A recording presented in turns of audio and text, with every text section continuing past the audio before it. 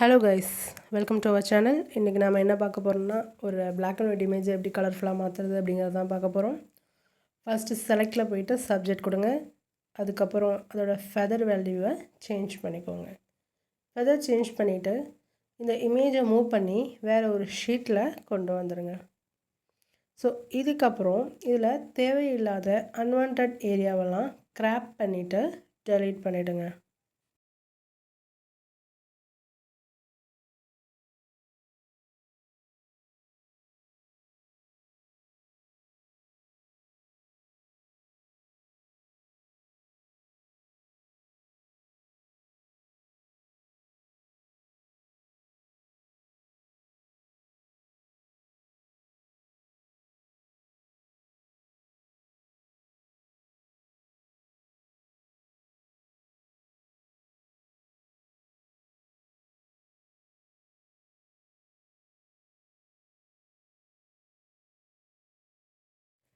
So இந்த இமேஜுக்கு நம்ம colour கொடுக்கறதுக்கு முன்னாடி ஒரு மாடல் இமேஜ் எடுத்துக்கோங்க.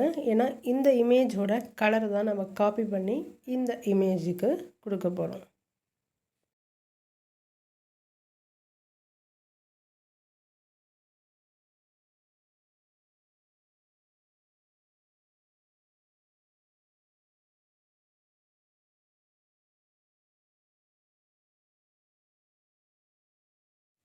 ஃபஸ்ட்டு ஃபேஸை மட்டும் செலக்ட் பண்ணிவிட்டு கண்ட்ரோல் ஜே கொடுத்துக்கோங்க. கண்ட்ரோல் ஜே கொடுத்ததுக்கப்புறம் ஐ ட்ராப்பர் டூல் எடுத்துகிட்டு வந்துட்டு நம்ம ஒரு மாடல் இமேஜ் வச்சுருக்கோம் இல்லையா, ஸோ அந்த மாடல் இமேஜோட ஃபேஸ் கலரை செலக்ட் பண்ணிக்கோங்க.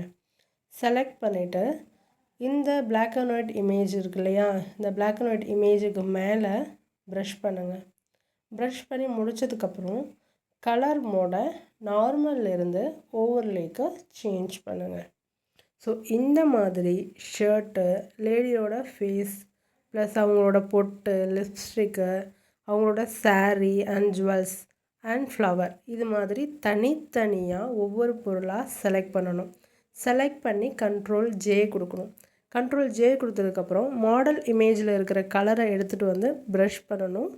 தென் நார்மல்லேருந்து கலர் மோடை சேஞ்ச் பண்ணணும்.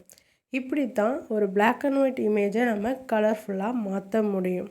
ஸோ அன்வான்டாக நமக்கு ப்ரஷ் பண்ணிட்டோம் அப்படின்னா எரேசர் டூல் வச்சு எரேஸ் பண்ணிக்கோங்க.